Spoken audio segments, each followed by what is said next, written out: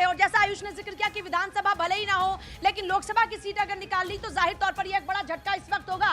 देखिए, इसके अलावा अगर पहाड़ी राज्यों की बात करते हैं, हिमाचल की बात करें, उत्तराखंड की बात करें, तो यहाँ पर बड़ी सुखद तस्वीर अभी तक बीजेपी के लिए नजर आ रही है। दोनों पहाड़ी राज्यों के अंदर बीजेपी के पास में पूरी की पूरी सीटें हैं, चाहे हिमाचल की 7 सीटों की बात हो, चाहे उत्तराखंड की। बड़ी बात यह कि देखिए, उत्तराखंड में जो कांग्रेस के बीच में जो देखिए, और बड़ी खबर है, ये बड़ी खबर, केएल शर्मा बढ़त बनाए हुए हैं।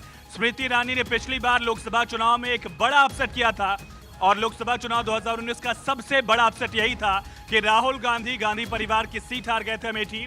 लेकिन इस बार गांधी फैमिली के विश्वासप्रद केएल शर्मा को उम्मीदवार बनाया गया। वो केएल शर्मा जो राजीव गांधी से लेकर सोनिया गांधी और राहुल गांधी के लिए चुनावी रणनीतिकार थे। दोनों सीटों पर वो मोर्चा संभाले करते थे, लेकिन उस सीट पर वो 21 साबित हो रहे हैं अभी तक स्मृति ईरानी के लिए।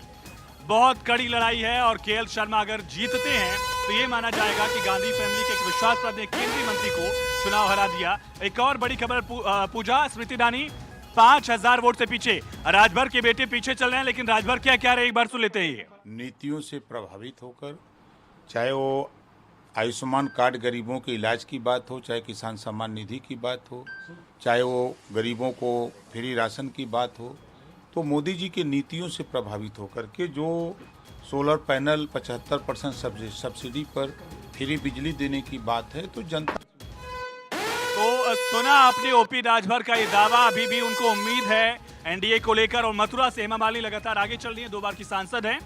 दोनों बार चौधरी परिवार के बड़े चेहरों को हराया था। इस बार चौधरी परिवार आरएलडी बीजेपी के साथ है। लेकिन अगर बात करें उत्तर प्रदेश की, देखिए हरदोई से बीजेपी लीड कर रही है। इसी तरह से बस्ती, हरीश द्विवेदी यहाँ से सांसद हैं, वो भी लीड कर रहे हैं। लेकिन संत कबीरनगर की जो सीट है, और एक बड़ी खबर, अमित शाह 1,12,000 वोटों से आगे चल रहे हैं। एक बहुत बड़ा मार्जिन है गांधीनगर सीट, जिसको लेकर बीजेपी ने टारगेट सेट किया। और ये वो सीट जहां से चाहे लाल कृष्ण आडवाणी की बात कर लीजिए, अटल बिहारी वाजपेयी की बात कर लीजिए, बड़े दिग्गज यहां से जीतकर सांसद बने हैं। और उस सीट पर एक बार फिर से अमित शाह ताल ठोक रहे हैं। 1,12,000 वोटों का मार्जिन शुरुआती दौर में बहुत बड़ा मार्जिन है। अब तक आप मान सकते हैं कि एक तरह से ये अजेय बढ़त है। हालांकि ये रुझान है, लेकिन इतना